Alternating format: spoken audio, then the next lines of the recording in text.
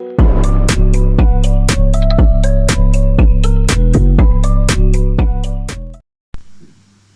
Morning all of you, myself Prerna Amrit. I am your Hindi teacher.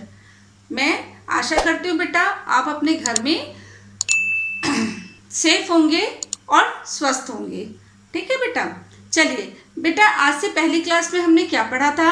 हमने पाठ्य वस्तु लिखा था। पाठ्य वस्तु के अंतर्गत हमने लिखा था कठिन शब्द, शब्दार्थ और विलोम शब्द। ठीक है, आज हम लिखेंगे पांचवा, हमारे पाठ्य वस्तु का चौथा कंटेंट है, चौथा नंबर है निम्नलिखित प्रश्नों के उत्तर लिखिए। निम्नलिखित प्रश्नों के उत्तर हमको लिखना है। चलिए कौन कौन से प्रश्न है देखते हैं।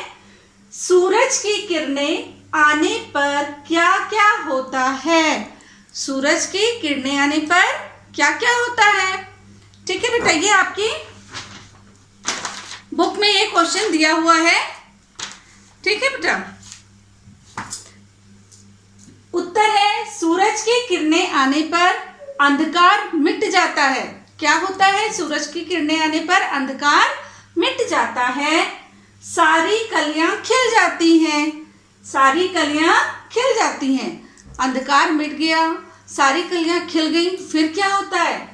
और जग सुंदर हो जाता है। जग सुंदर हो जाता है। चलिए अब आते हैं प्रश्न नंबर 2 पर। हवा के बारे में क्या कहा है?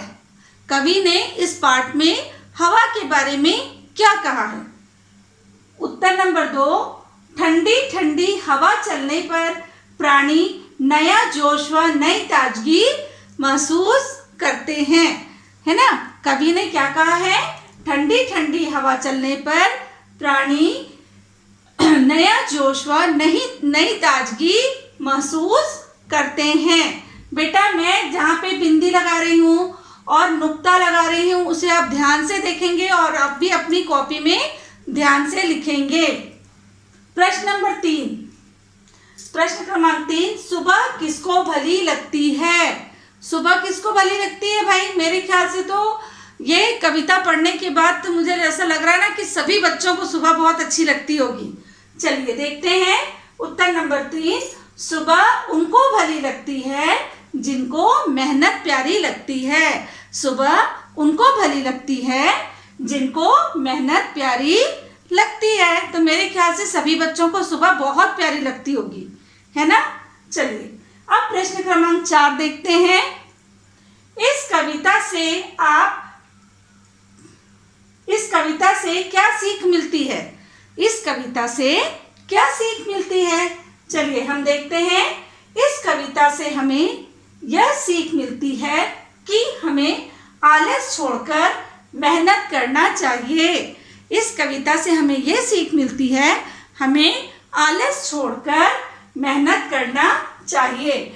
बेटा आप जब भी अपनी कॉपी में लिखे उस दिन डेट जरूर लिखेंगे। ठीक है?